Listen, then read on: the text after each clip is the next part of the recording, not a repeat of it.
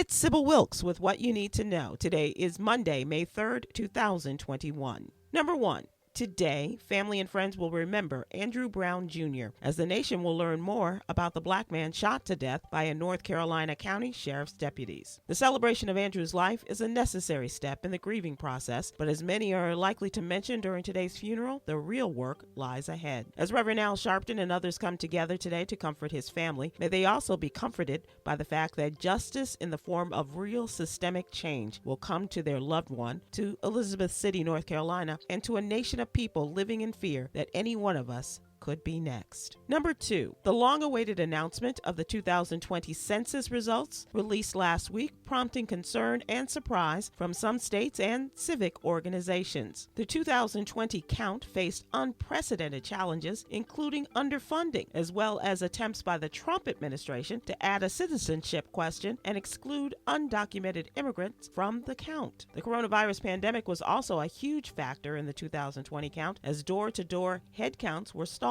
due to shutdowns. Number 3, the Biden administration is urging Americans in India to leave that country as it plans to restrict travel between the U.S. and India beginning tomorrow, Tuesday, May 4th. The restriction comes as India sets another daily global record of new infections Saturday with more than 400,000 new cases. The U.S. and other countries are sending aid supplies to India, including rapid tests, N95 masks, oxygen, and vaccines. Number 4, while eating lunch at an IHOP in Lortin, Virginia, 4 black Army soldiers from Fort Belvoir were approached by a white woman who thanked them for their military service and offered to pay for their lunch. For reasons unknown, the woman came back to their booth a few minutes later and began harassing the troops, accusing them of stealing her money while using the N-word. The exchange was posted on TikTok video and has gone viral, prompting an internal investigation by the Army to gather information on the woman and her motives.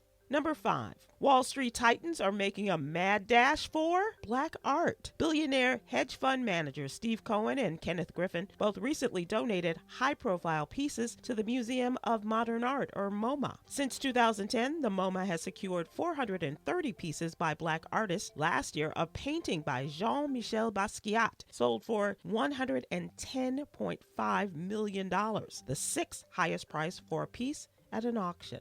Here's your daily inspiration from Yogi's Jewels. Being happy is part of a healthy mind.